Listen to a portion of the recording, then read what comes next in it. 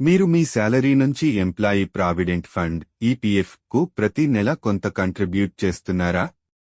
మీకు ఉద్యోగుల భవిష్య నిధి సంస్థలో పీఎఫ్ అకౌంట్ ఉన్నట్లయితే మీరు ఉచితంగా 7 లక్షల రూపాయలు జీవిత బీమా పొందేందుకు అర్హులు అవుతారు.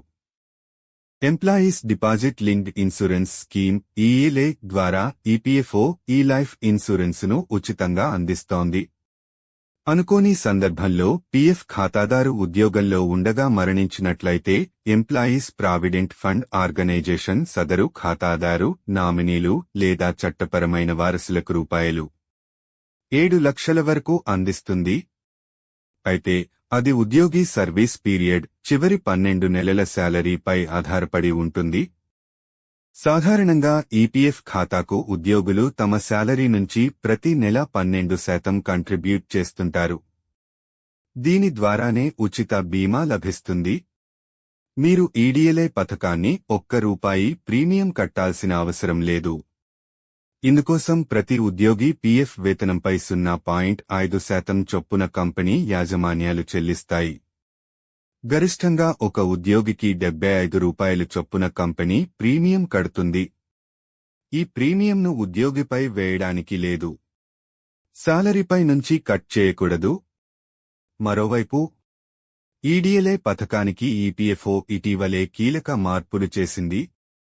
ఒకసారి అమలులోకి వస్తే వేలాది మంది పీఎఫ్ ఖాతాదారులకు అదనపు బెనిఫిట్స్ లభిస్తాయి.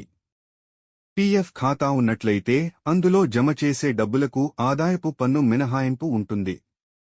ఐటీ యాక్ట్లోని సెక్షన్ 80C ప్రకారం ఏడాదికి ₹1,50,000 వరకు మినహాయింపు కోరవచ్చు. అయితే పాత పన్ను విధానం ఎంచుకున్న వారికే వర్తిస్తుంది. అలాగే పీఎఫ్ అకౌంట్లో జమ అయ్యే డబ్బులకు ఈపీఎఫ్ఓ వడ్డీ ఇస్తుంది.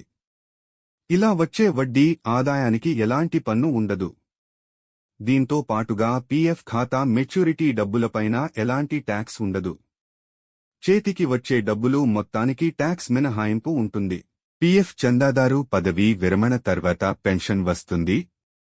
ఒకవేళ చందాదారు మరణిస్తే కుటుంబ సభ్యులకు పెన్షన్ అందిస్తారు. అలాగే పీఎఫ్ ఖాతా నుంచి ముందస్తుగా డబ్బులు విత్ డ్రా చేయవచ్చు. ఇంటి నిర్మాణం, వైద్యం, విద్య, పెళ్లి వంటి వాటికి డబ్బులు ఇస్తారు. అలాగే పీఎఫ్ ఖాతాలో ఉండే డబ్బులకు ప్రతి ఏడాది వడ్డీ లభిస్తుంది.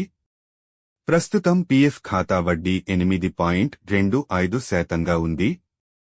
ఇక్కడ కాంపౌండింగ్ మ్యాజిక్ కనిపిస్తుంది. అంటే వడ్డీపైన వడ్డీ జనరేట్ అవుతుంది.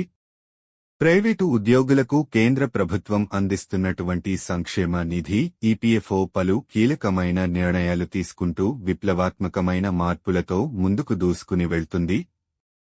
ఇప్పటికే 3.0 పేరిట ఈపీఎఫ్ఓ ఉద్యోగులకు పీఎఫ్ విత్ డ్రా విషయంలో ఒక కీలకమైన నిర్ణయం తీసుకుంది. ఇందులో భాగంగా ఎంప్లాయ్మెంట్ లింక్ ఇన్సెంటివ్ ఈలాయ్ స్కీమ్ కోసం అప్లై చేసుకునే వారికి వెసులుబాటు కల్పిస్తూ యూనివర్సల్ అకౌంట్ నెంబర్తో ఆధార్, బ్యాంక్ అకౌంట్ లింకు గడువును జూన్ 30వ తేదీ వరకు పొడిగిస్తూ నిర్ణయం తీసుకుంది.